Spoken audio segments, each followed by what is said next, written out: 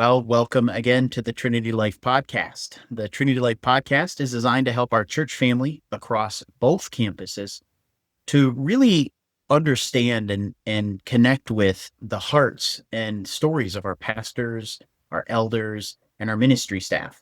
So in each episode, we step beyond the talking points and really the formal scripts and have a laid back, relational, and heartfelt conversation with our leaders. And so we're really excited today to have Chuck Babbitt with us, who is the singled out candidate for campus pastor at Newaygo campus. And so I have the unique privilege of really being able to just dig in and ask some questions that, and get an understanding that some of the committee has gotten and really just kind of find out who Chuck is and what his story is. And so Chuck, we're glad to have you. Thanks for jumping on a call here. Absolutely. It's great to be on and great to be here.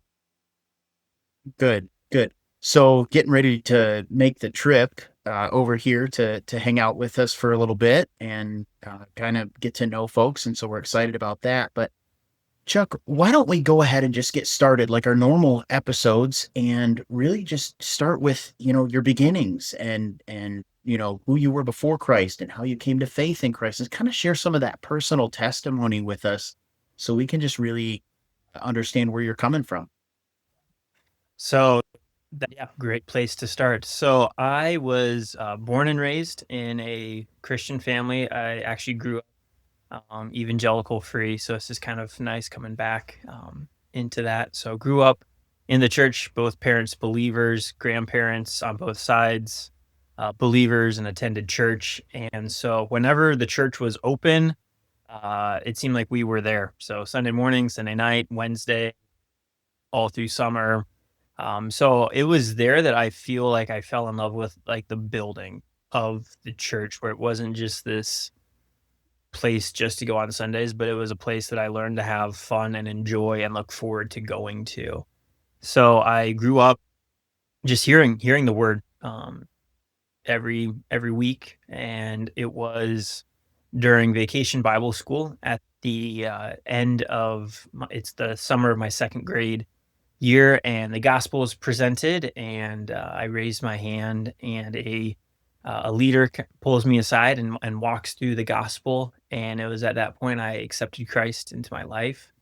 And then through our Awana program, that mentorship, that discipleship continued through different avenues that has. Then during middle school, obviously that is such a unique time in everybody's life. Right. And it was Right. a time where it was testing for me. Like, okay, I know what parents say, I know what church says, but here's what other people are saying or doing, and starting to just wonder about those things. And then it was my sophomore summer, my church took a youth trip to Challenge, and it was there that it was actually Francis Chan was speaking that night, and he was standing up on this balance beam and talking about how we have all of these things, all of these safeguards that we have in our lives that we're grasping onto, we're thinking that they're going to save us, and really at the end, those are all going to go away, and we're just going to end up falling unless we have Christ to cling on to. And that really stuck to me, thinking of all these different things that I'm trying or thinking might work, or just trying to put in my life, and really it was all for nothing. Like, those things didn't matter. And so it was that summer that I really committed with other friends, with the youth pastor, to really walk the walk and talk the talk with my faith. I was baptized that summer, and through that, it was really just learning what it meant to have a personal devotional time, learning what it meant to be authentic for Christ. Sure. And that Right. No, absolutely. I wanna jump back a little bit, kind of at a young age there, kind of raising your hand and praying a prayer. Do you see that as in any way transformative on a practical level for you, having been raised in the church? Was that a big moment, or was that kind of yeah? how did that play out at that time? Did you have recognition of sin? What made you raise your hand? Unpack that short time for me a little bit. Yeah, I mean, definitely, like, in 2nd grade, I mean, it still sticks out with me, which every single year it seems further and further away, but I think it was definitely something because I knew, like, I had a lot of this head knowledge just growing up, and there was this heart change that caused me to do that because I think my parents were really good, about making sure I knew the foundation, but not pushing me into that decision, and in fact, especially with baptism, just even, seeing a lot of my friends do it, and I mean, what little kid doesn't wanna just hop in the church hot tub, like, so it was Right. definitely. Just like everybody else. Exactly, Right. exactly, and so my parents were very, committed to not just, like, going with the flow or whatever, to making sure I understood that, and so that vacation Bible school summer, that decision definitely sticks with me as definitely that starting point where it was more than just a head knowledge, but a heart change. And so you have kind of this, you're born and raised in a Christian home and you kind of make that step there, summer after second grade. And then you kind of ride with it, a gentle increase. And then you have this other moment, this other, mountaintop experience with this youth conference, right? Common for a lot of folks stories. These youth conferences are, you don't stop doing them, right? Because we hear this all the time. Um, so what do you think was different between the second grade mountaintop experience and was it sophomore year you said Yeah. mountaintop experience? What was the difference between those two? Parse that out for me. Yeah, I mean, I think obviously as you grow older, you have different temptations and lures and vices, that hit, and so, not saying that 2nd grade. I mean, I have a 2nd grader now, and they'll tell you, like, "Oh, their life is so hard right now." But Right. I think for me, it was kinda really being on this cusp of asking, "Do I wanna be a Christ follower, or do I want to be the most popular, the best athlete?" And really coming to this point of asking and coming, to a realization of what mattered the most, and that's where Christ came. I just looked at everything else, and, also came to the realization that, 5'8" white guys don't normally make it to the NBA. So that dream, like, uh, Right. is a check. And so, yeah, it was just for me, it was that time, is that crucial time with that crucial thought with having maybe more options of the other way of sin, that had been laid in front of me, uh, and saying, those aren't worth it, and choosing the worth that Christ has alone. Right. Right. So would you say the change was similar, but your maturity made it deeper? Yeah. Is that an accurate based on what I'm listening, is that an accurate assessment there? The change was similar at second grade and sophomore year. It's just because you were more mature and your life was more complex that it looked deeper. Yes, yeah, definitely. And just, having youth pastors, youth leaders, pastor, in my life to then, like, see that my sophomore year and really dive into discipleship, and mentorship, was huge, played a huge role in just the depth that I was able to go, the questions I was able to ask, being held accountable for areas that I wanted to be held accountable for. So, yeah, I think it was kind of a twofold. Sure. Talk to for a minute, and I don't want to belabor a point, but talk to for a minute the 11, 12, 13-year old, 14, 15-year old who really had that, Sunday school conversion, which I think is very legitimate, right? Words have power, prayers have power. Um, Talk to that person who maybe hasn't had that kind of your sophomore year experience.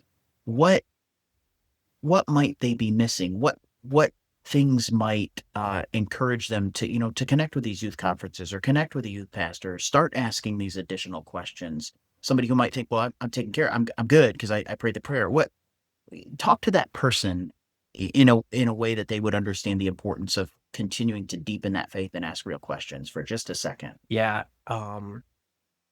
that's good. I think the thing that hit me, was honestly, like, the frailty of life. I think, when you're that age, your death isn't necessarily what you're thinking about, and all you can think about is like, "Oh, when I get this age, I can," like, you're always just thinking about the next thing and how great being 12 will be, how great being 13 will be, how great being 15 will be, how great being 16 will be.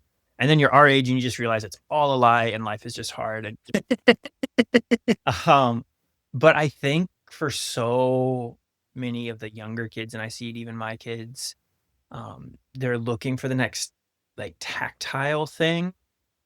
And every time you grasp for that or every time you achieve it, it leaves you so wanting.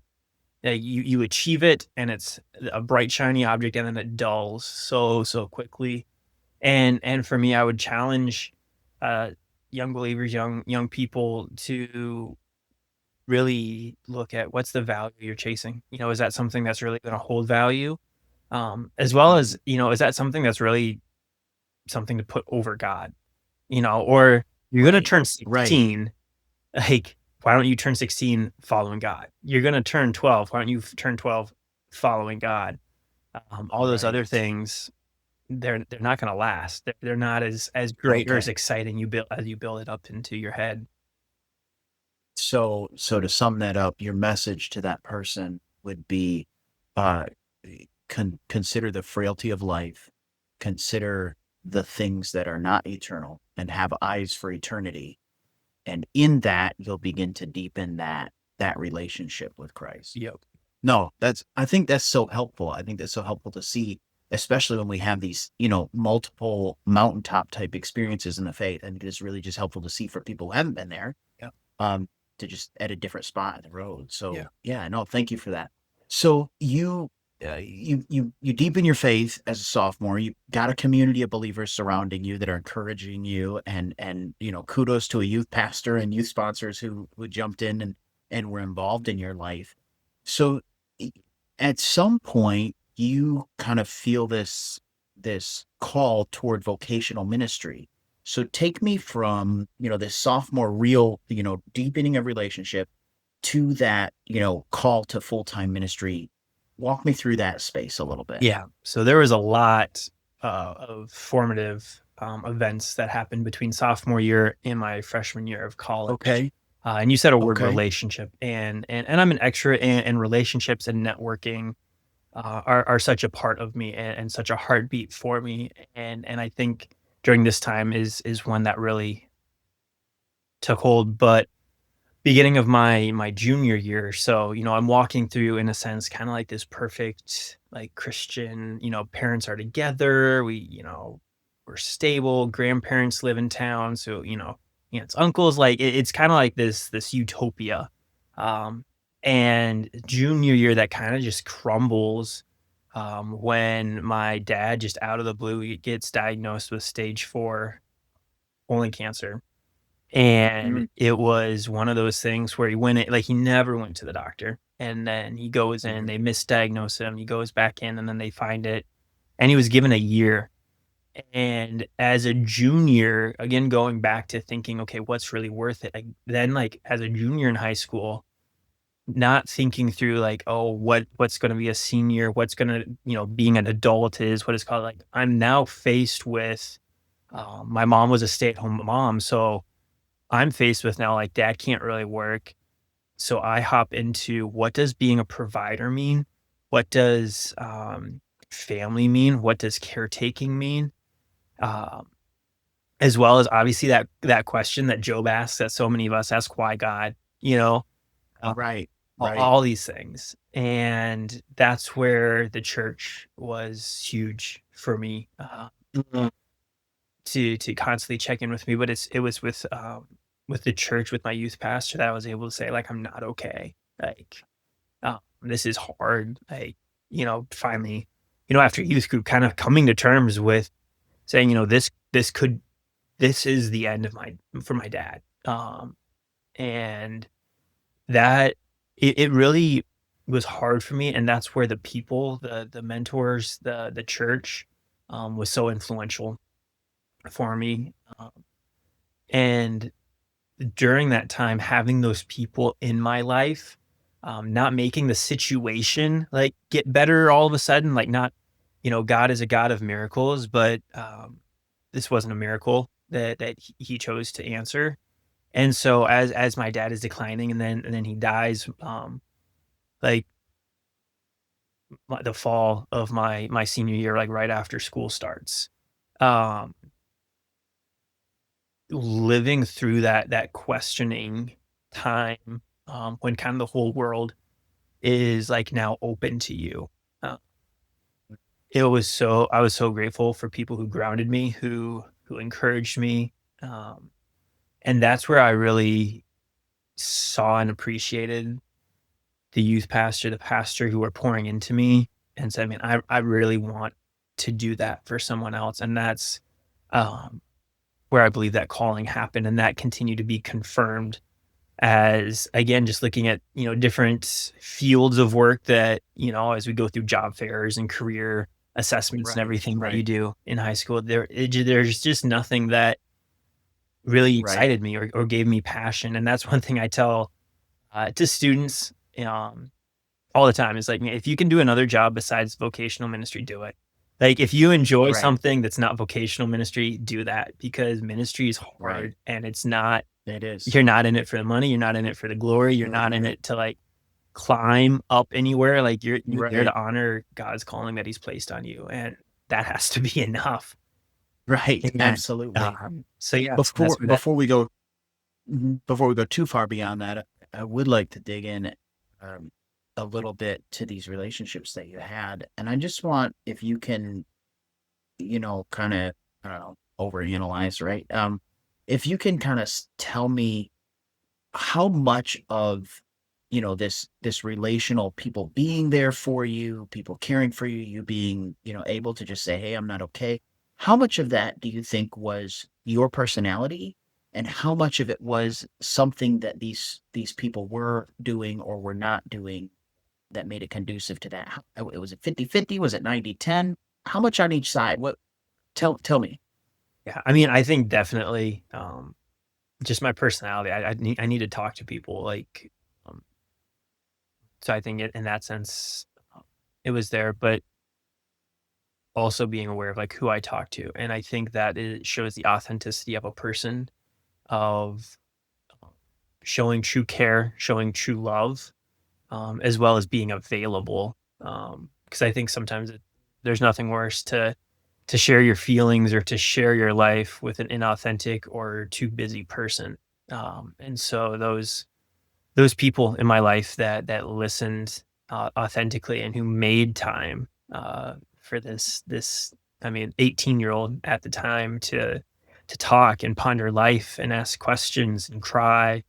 There's a lot of time they put into, so I'd say it was 50-50, and I think that's a big part Mm. is, pastors and youth pastors, again, you gotta have a heart for it. You gotta be there for people. Um, but on the flip side, like, we can't magically read your minds. We can't, like, Right. know exactly when to knock on your door.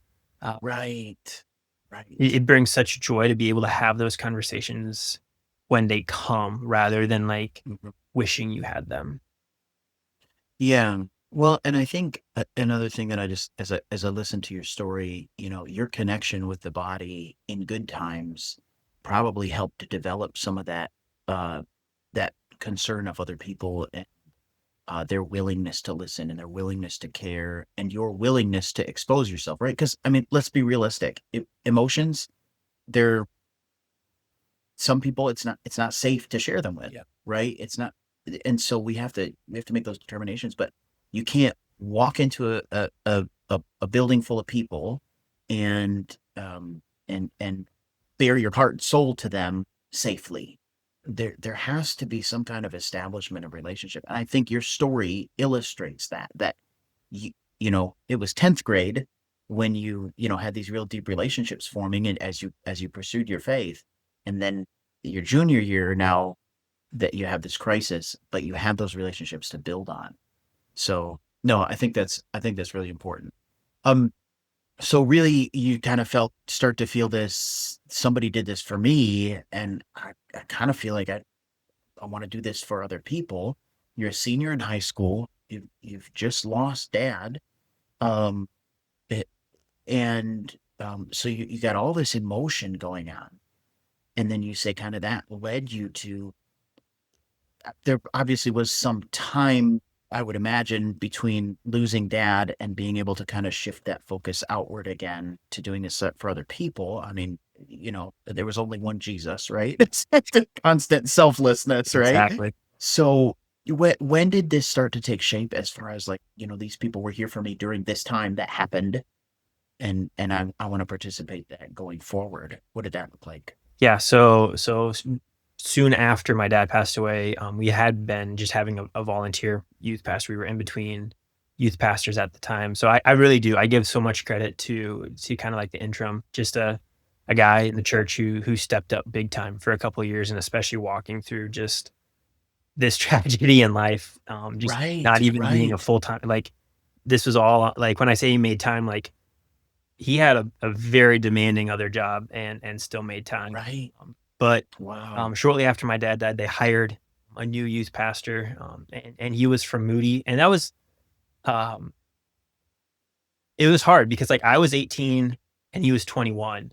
So, like, like, he's a graduate from Oh, college and okay. I'm an older student in Right. high school, like, but we Right. clicked. We clicked really, really well, Yeah. and, Yeah. hearing his Bible wisdom and just how he talked about Moody and the classes and the professors and the community there, that really, just sparked my interest, and so I remember it was track season in probably late April, and it was, we were figuring out who's running what at state, and, I had an offer to run for a small Christian college in Iowa, and then I was, like, still waiting for Moody to respond to me, and, like, it was, like, Okay. 3 or 4 days, and, like, it was all wrapped up to, I'm like, "Okay, I either have to, like, perform really, really well for this, or I can just see it as a race and be done," and go, and so it was, like,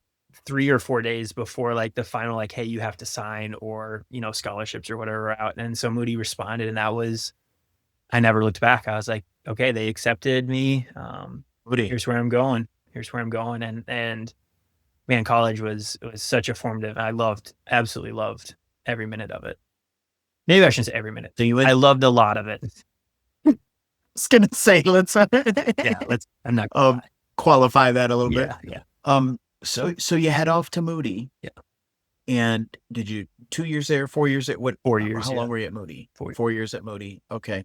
And did you were you thinking youth ministry right up front, or just like, hey God, whatever you want me to do? Where, It was where were definitely, you? hard youth ministry, and I was very Okay. much like, "I'm gonna be youth ministry till I die. I don't wanna be one of these statistic that, like, is a youth pastor until they can get, like, a real job." Is Right, right. like, just Exactly. that bothered me so much, and I think because of that, that almost drove me to, like, there's obviously a stigma, at any Christian college for, like, the youth pastors, like, "Oh, learn how to bake pizza and throw a dodgeball," like, and I think that honestly drove me to Right. be like, "You know what? I'm gonna do harder on my papers. I'm gonna go harder on my studying because this isn't just a stepping stone. This isn't just an easy way out. Like, this is like, I want to have these connections." And so, yeah, even there, like, I had You people had over. such a you had such an impactful,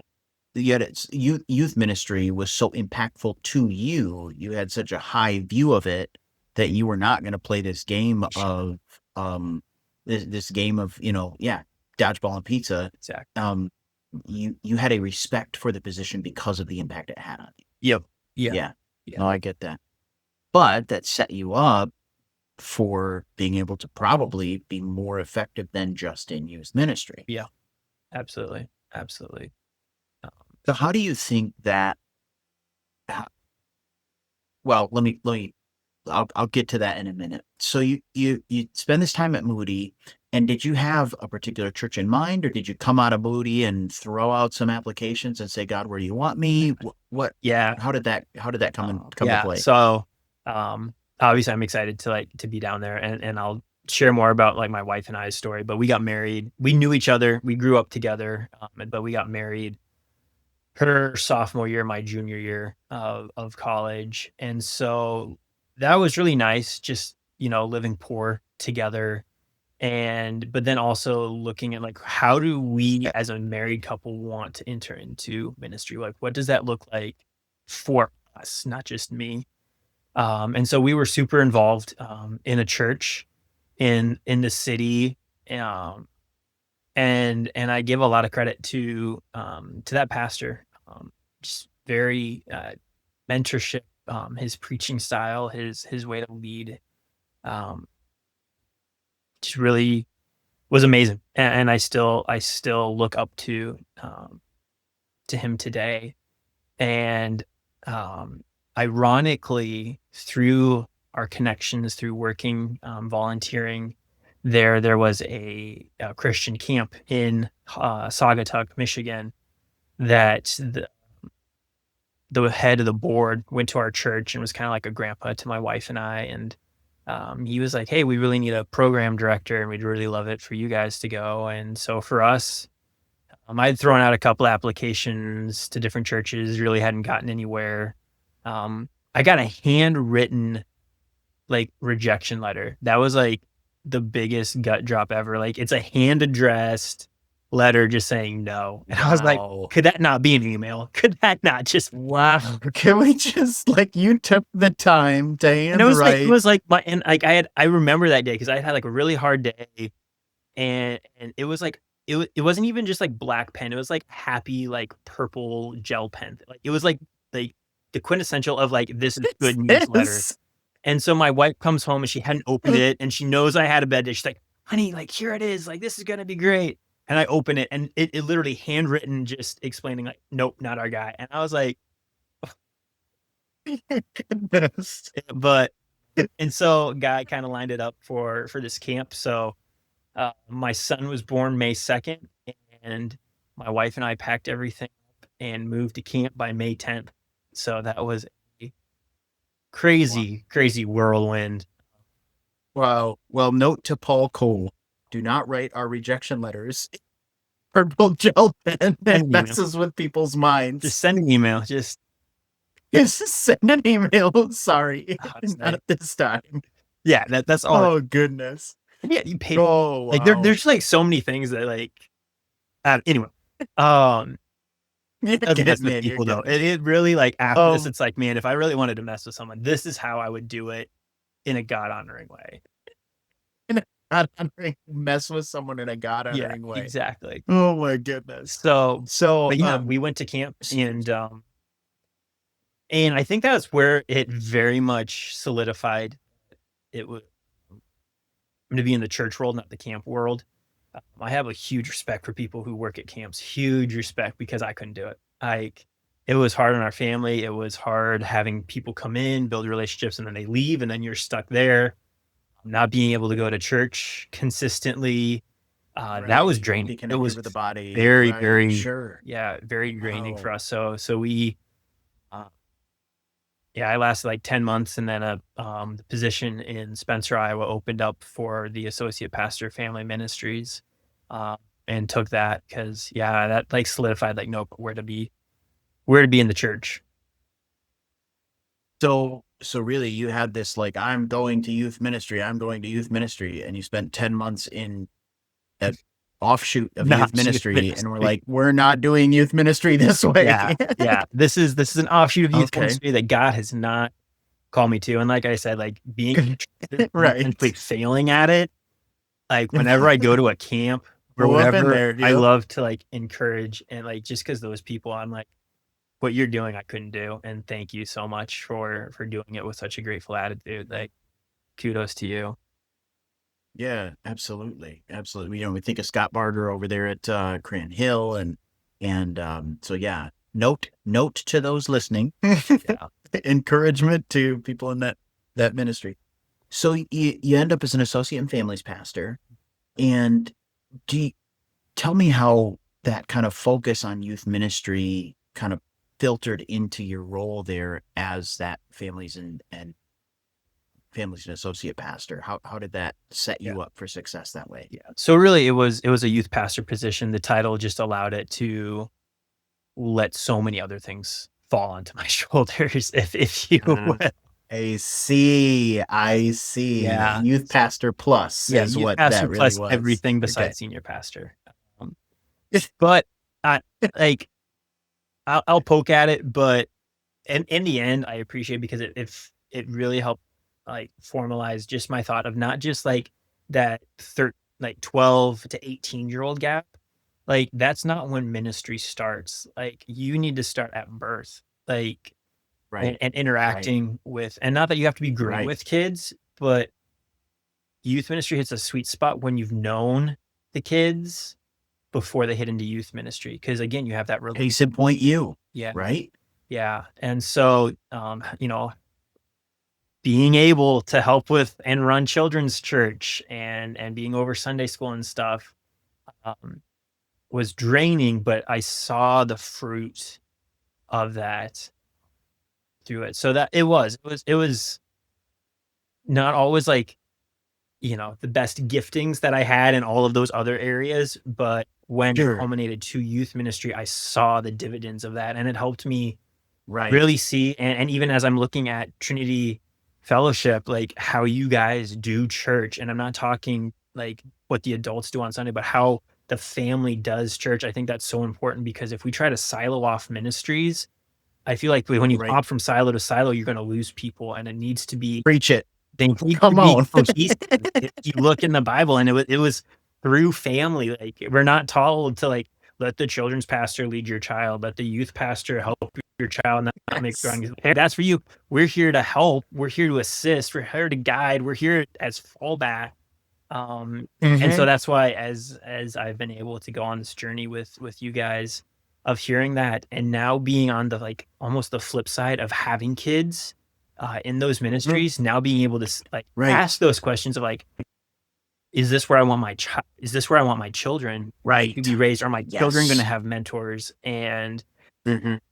it's Mhm. been very apparent, like from everything we've seen, everything we've talked about, like they will. And I'm excited to see it and then to be part of it. Um, so yeah, so all that was very formative. I think another big thing that still plays, and even to today, again, the networking is super important. And so I was at like a non-affiliated Baptist church, but growing up E-Free, I still had a lot of friends in that, and so they had monthly meetings that I would attend, and so I had this camaraderie, I had this network of youth pastors that were able to encourage and grow and sharpen each other, Yeah. uh, Yeah. and through that, like those connections, like have grown and followed me to Wisconsin, and that connection helped tell me about this job in Newaygo, Michigan, and so Mhm. um, yeah, I love networking, and I love how God's hand is so interwoven between believers. Right. Yeah. Absolutely. Absolutely. So that position in Iowa, that's that's not where you're at now, right? Nope, left in 2020. Just Oh, so how long were you there? so I was there just over 5 years, and then we moved Okay, got to you. where we're at now in Bloomer, Wisconsin, August Okay, 2020. So here I got almost had you. 2 first years. I had like first year of like not seeing anybody, and then I had year two where we saw people and we were face to face with people. So it was kind of like year one and Sure. year one 2.0. Kind of that was Okay, really right, interesting. right, because of COVID. Yep. Okay, I see what you're Yeah. saying. Yeah. So, y what does ministry look like for you there, kinda compared to camp and then this associate youth and families pastor situation? What is it in your current role look like? Yeah. So this one was very much more like youth pastor, very much more focused, which was nice. Mm, Um, mhm. it was a church in the Venture Church network. And so I think for me, um, it was again building that community and finding those other churches within our network, um, plugging in with those youth pastors, and from that, um, we created a winter retreat that this year was the fourth year of that, and we were able to have it in two different locations. And so That's been cool to one, be part of it, and then now like kind of seeing it continue um, as a sorts too. So yeah, this was a little bit more focused, which was nice, and then also having a little bit more ability to kind of formulate like, what does this look like? What does ministry look like? It was a little bit more open. Right. Right. So, I guess I don't want to interview you, and I don't want questions to lean, you've been through, I mean, goodness, quite a few interviews, as we understand. So, but, what, um, kind of what stirs you toward this role here at Trinity Fellowship Newaygo campus? What's got your heart stirring this way? Yeah. Oh, you muted yourself. Oh, or did I mute Do you you? mind? I think I might have accidentally I'm muted going you. to ask My you this apologies. question, but I Edit. don't really care. So we're gonna. But I don't really care about the answer. How about I answer for you? Yeah. What you wanted What you was, wanted was just this guy over there, and you can do amazing podcasts. That's what draws everyone here. That was like 10 on the list, but no. Um, I think there was a couple of factors, and I think one of it was my heart was changing, where I still deeply love students, but like my desires became uh, mentoring men, like coming alongside men who were attenders but not involved in the church, and coming alongside them, um, and helping them in their walk with God, where they saw it not just as a Sunday morning, but like this is a family, and that really became my passion. And then preaching, being able to preach, just really started to enjoy that, and had a desire to do more of it.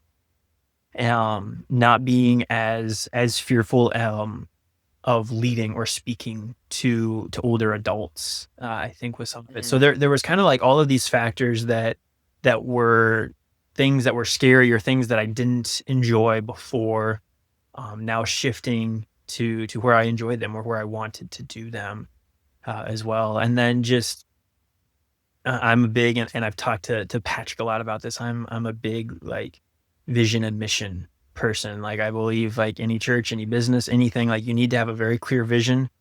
You need to have a very clear mission, and how to get there. What are things, and like how do you do that? What is that you say yes? The reason you say yes to some things and no to other things.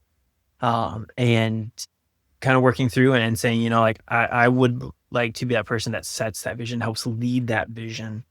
Um, and so, yeah, just all these factors. And then, God's hand just working through circumstances that, we right. don't understand at the time, but just working through, where it became very obvious, like, yeah, it's time to start looking. And um, the E-Free regional guy here in Wisconsin, was a friend, and he is the one who started kind of helped me point to a few, and Newaygo was one of them. So yeah. Yeah, I think it's, again, as I listen here, just kind of, it, it seems that, if I understand you correctly, as you matured to next phases of life, your passion and call to minister to the people around you matured, Yeah. uh, to the next phase of ministry. Um, and I think God does that. I think, the way my 11-year-old ministers is different than the way I minister. Because he's 11 and I'm 40. So, it's I have an 11-year there's old going to boy be too. differences. And yeah, Oh, just leave yeah. it at that. Okay. We'll just leave it at that. Oh, goodness. We'll leave that one there. Um, but no, I'm proud to be. Technically I'm 39, so Still but under there. Still under um, there. it's still under for another 6 months anyway. Well, uh, so what you talk about, vision casting and kind of big picture, and kind of feeling that, next step leadership wise, to God calling you to take on, you know not necessarily bigger but bigger roles. What would you see for uh, what are you excited about for, Trinity Fellowship Newaygo? As I asked, all the elders as we've podcasted, what are you excited for about Trinity Fellowship? Yeah.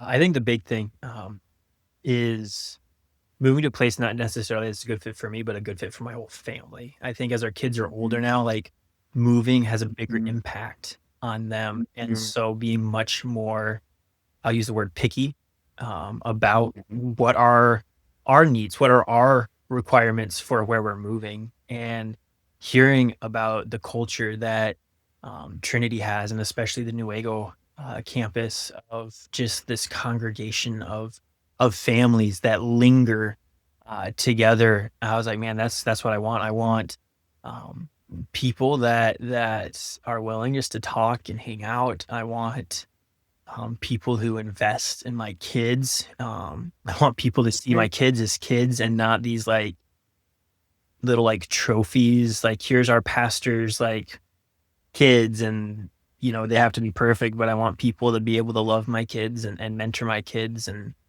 Right. um, love on them as well. So Mhm. everything I've heard like that has just like so clearly stuck out to us, because we want to, we desire longevity, and um, that's what I think is key for longevity. Is it's not just a good fit for me, but for my whole family. And then my whole Yeah. family can invest, my whole family can minister, my family Right. can grow.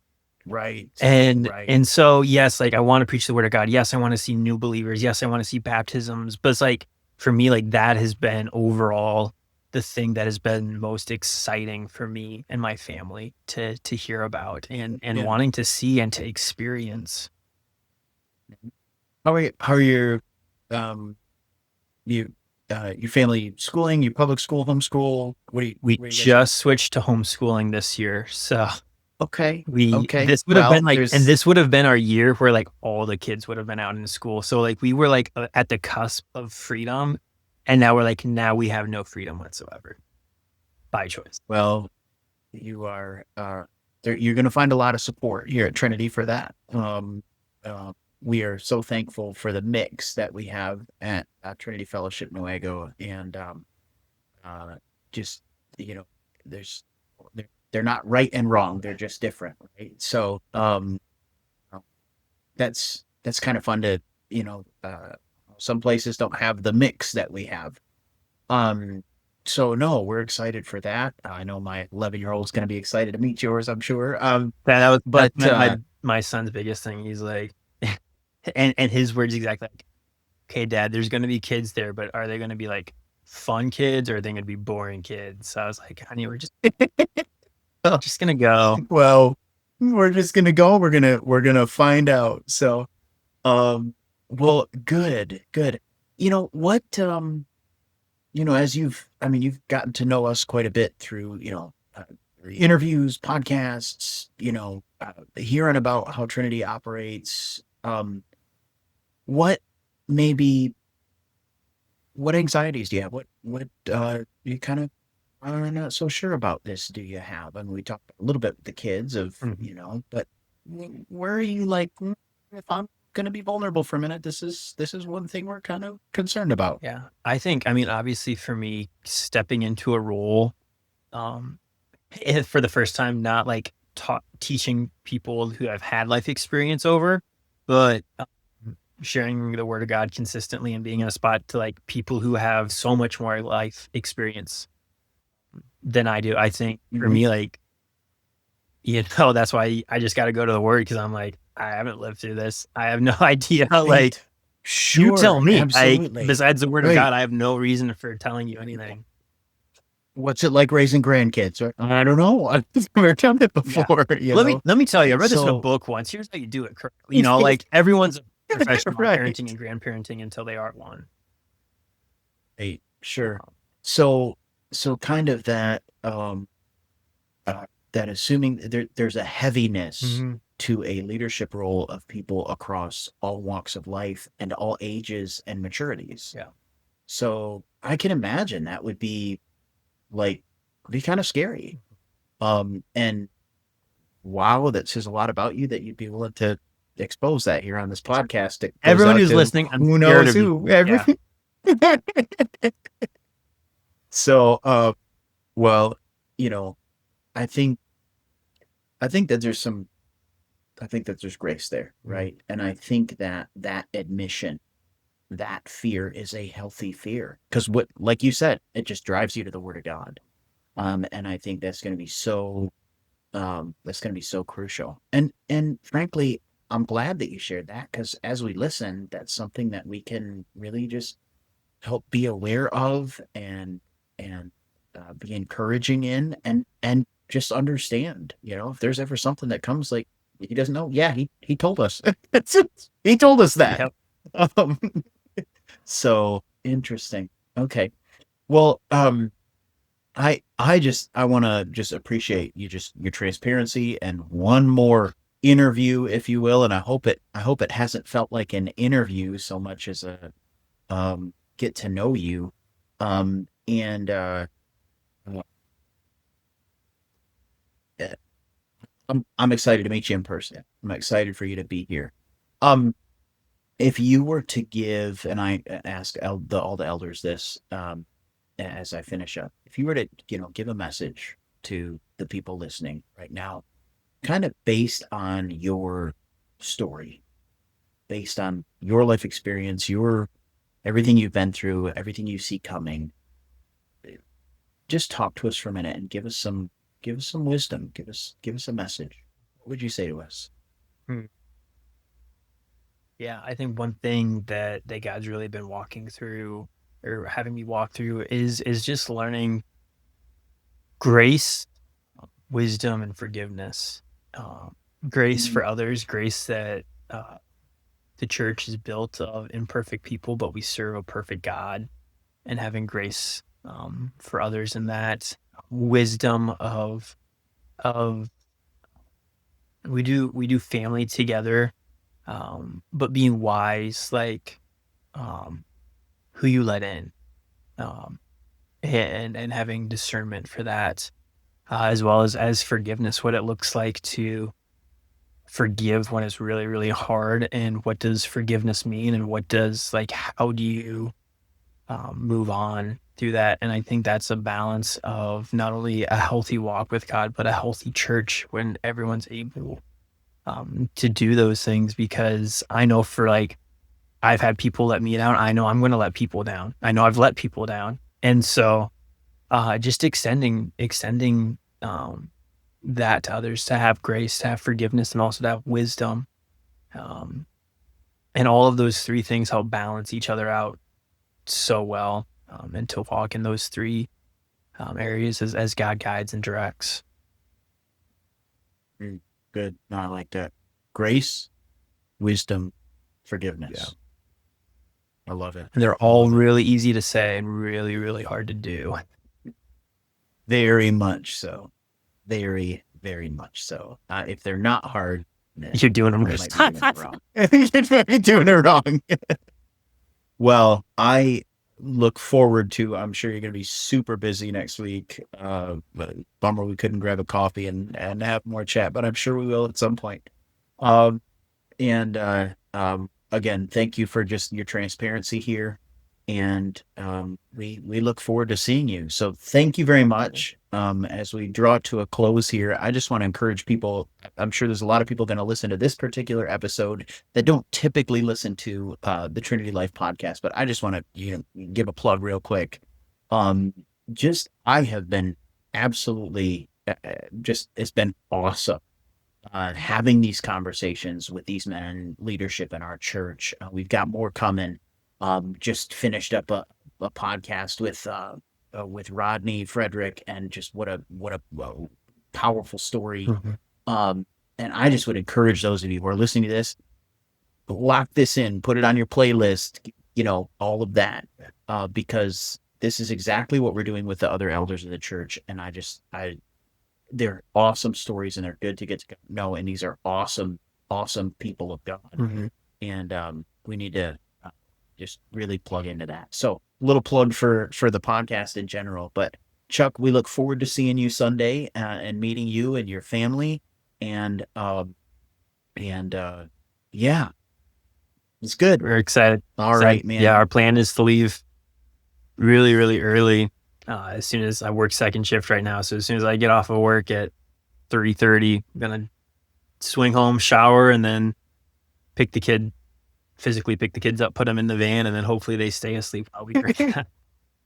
I didn't ask. How old are your kids and how many? Yeah, so we have a boy who's 11, and then the girl who's 10, girl who's 9, girl who is 7, and boy who is 5. Five. So Five 5. kids. Yep. Awesome. Big families. Way to go. Yeah. Big families. All right. Well, we will see you and your wife and your lovely 5 on Sunday. We look forward to it. All right. Thank you so much. Appreciate it. Thank you.